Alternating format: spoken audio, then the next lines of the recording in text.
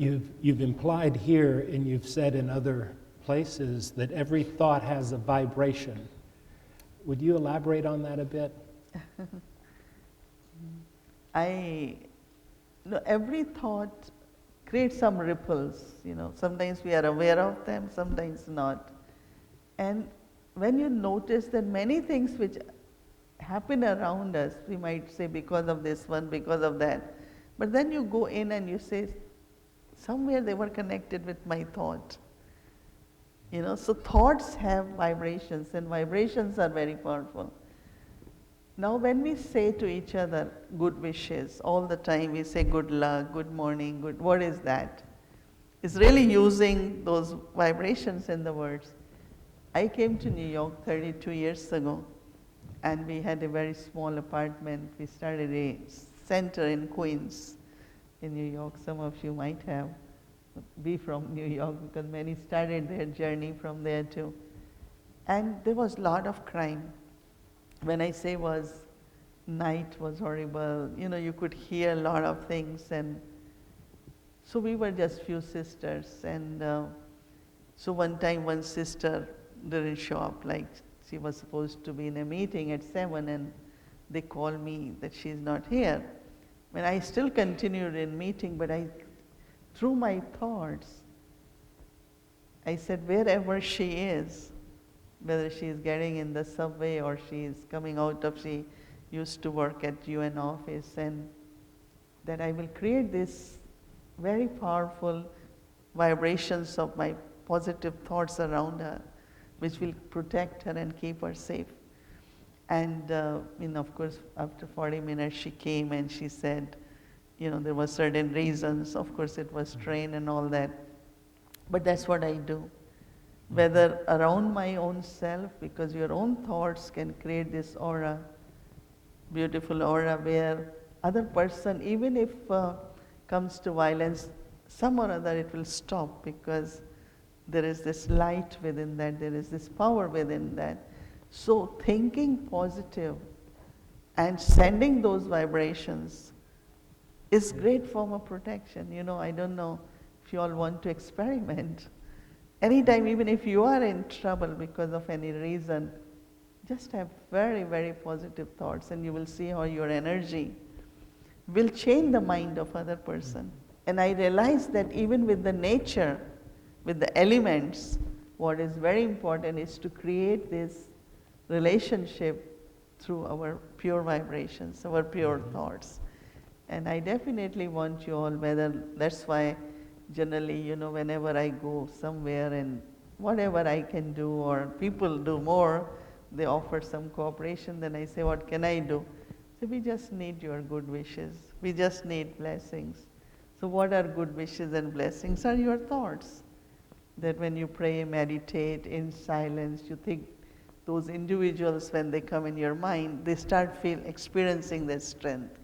So I use lot, and I feel that it's important for all of us in present situations to protect ourselves through those vibrations, and also not only provide but give this tool to others also, so they can also create this protection. Good.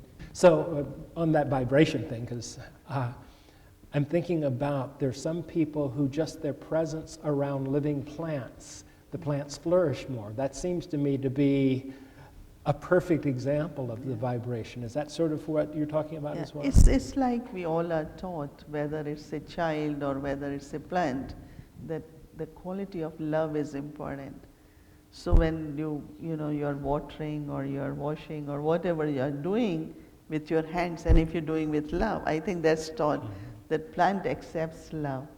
Even with the first time when there is baby, and mothers are taught to sing and be in love, and so the child can, properly digest. And so I think that, like, love, what is love? Like, many times you have dinner at some people's home, the food was very tasty. But if it was not served with love, you were not invited with love, you won't enjoy tasty food. You can eat in a restaurant. But when you leave a family or you leave a gathering, you say, everything was so lovely.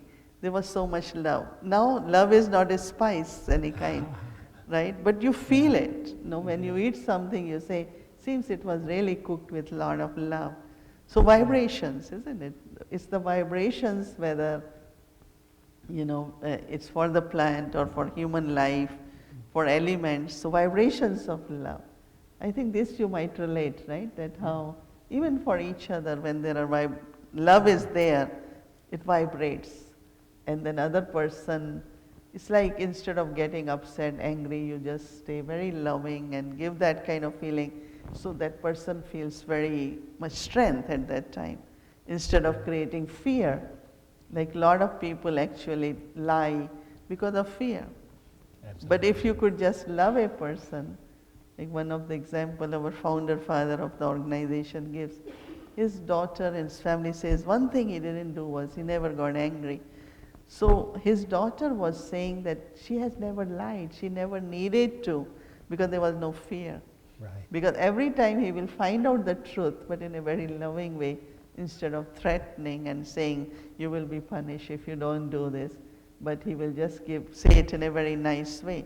So I think this is how the vibrations work, where the care is experienced, and instead of creating fear, because when there is fear, then you will lie some or other.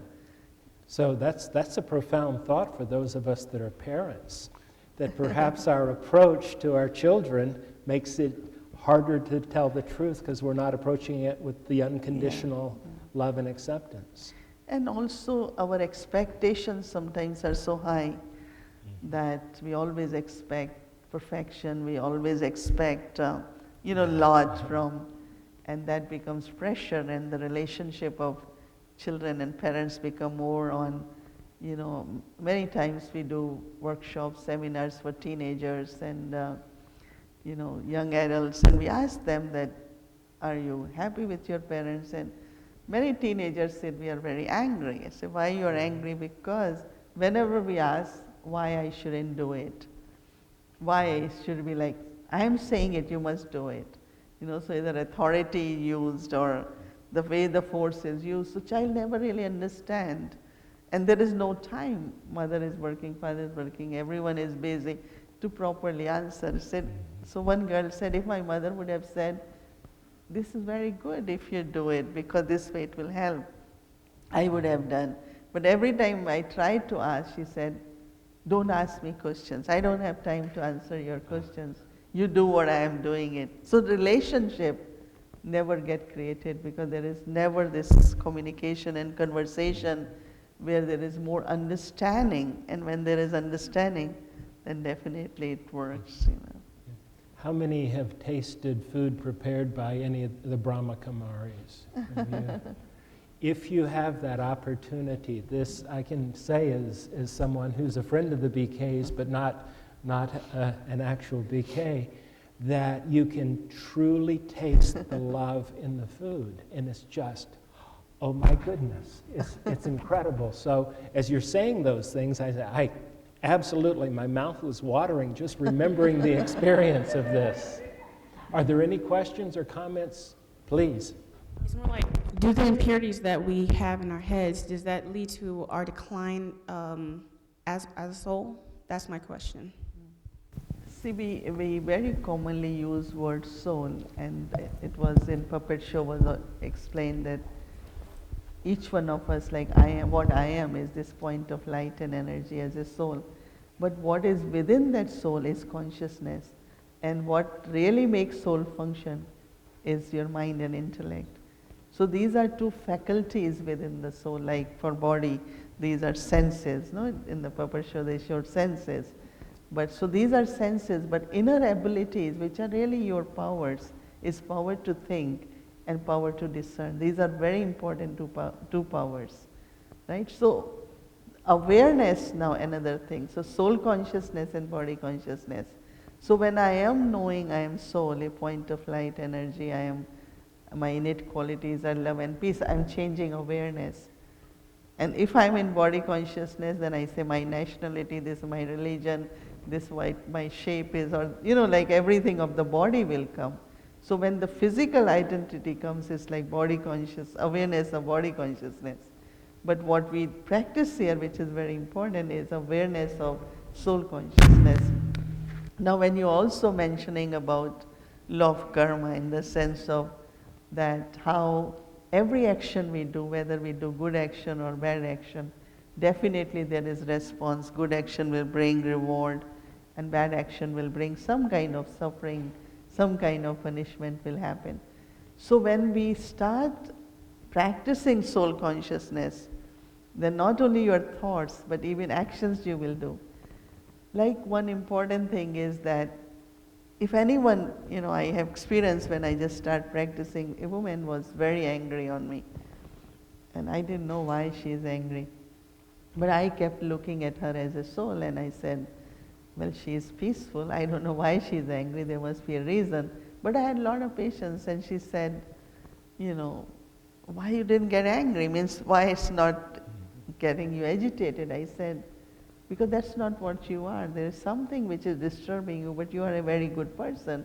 You are very peaceful. She said, you think so? I was so nasty with you and you're saying I am a good person, I am a peaceful person. I said, that's what you are. So what I was doing in soul consciousness, that I sow the seed of good karma by saying such words, so that it's not a chain reaction. That means because she is angry, then I get angry, then she will get more angry, then we will fight, then, so every moment in the life there is a chance whether you respond to a situation or you react to a situation. When you are in soul consciousness, because you constantly sow the seeds through your thoughts, words, interaction and gesture of compassion, that's like understanding of law of karma, because of course whatever we receive, but every day, one is what I have done in the past is karmas, okay, but what I can do now with practice of soul consciousness, with spirituality or power of meditation is that whatever I have done, it comes to me in some form. Like why suddenly somebody will get angry on me? I mean, I don't have relationship, but I immediately say there must be something from past that she looked at me and she got, her buttons different got pressed, maybe there is something. So you see that connection and you immediately say, but I don't like it. But I don't want to dislike this person also because I should love everyone, whatever anyone is. So why don't I start sowing the seed?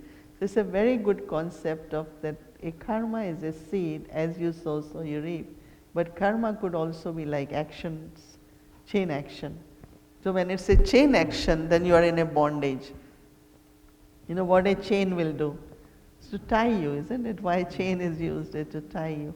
So these karmas, when they are just chain reactions, then it's like you are in the cage, you put yourself in hatred, you put yourself into all negative forces.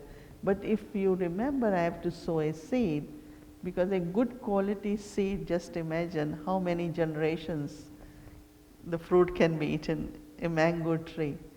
So it's like knowing law of karma, understanding that and practicing that in soul consciousness is really something if we all do, I think world can change overnight.